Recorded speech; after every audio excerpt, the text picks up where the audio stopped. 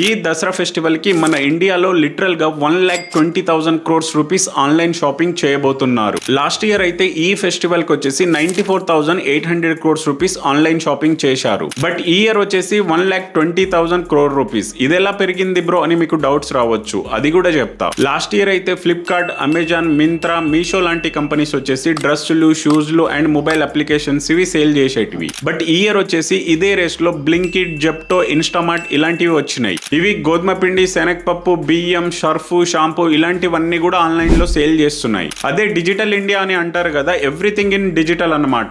ఇక్కడ డీప్ గా థింక్ చేస్తే 1,20,000 crore రూపీస్ కేవలం కొన్ని కంపెనీస్ దగ్గర మాత్రమే ఉన్నాయి. దానితో ఇక్కడ బాగా నష్టపోతుంది మన ఆఫ్లైన్ లో ఉన్న రిటైలర్స్ అన్నమాట. ఇంత పెద్ద మొత్తంలో సేల్స్ అన్ని జస్ట్ ఒక 20 కంపెనీస్ దగ్గరే ఉన్నప్పుడు మన ఆఫ్లైన్ లో ఉన్న రిటైలర్స్ పరిస్థితి ఏంటి? ఈ పెద్ద పెద్ద కంపెనీస్ దగ్గర ఇన్వెస్టర్స్ ఉంటారు కాబట్టి 100 రూపాయలు ఉన్న ప్రోడక్ట్ ని కేవలం 90 రూపాయలకు అమ్మేసి మిగిలినవన్నీ కూడా ఐపీఓ తీసుకొచ్చి అన్ని వసూలు చేసుకుంటారు. కానీ చిన్న రిటైలర్స్ దగ్గర ఎలాంటి ఇన్వెస్టర్స్ ఉండరు, దాంతో పాటు ఎలాంటి ఐపీఓస్ కూడా ఉండవు. సో ఇదంతా చూస్తుంటే మీకెలా అనిపిస్తుంది? Day by day e commerce business పెరుగుతున్న దాన్ని మీరెలా చూస్తున్నారో కింద కమెంట్ చేయండి.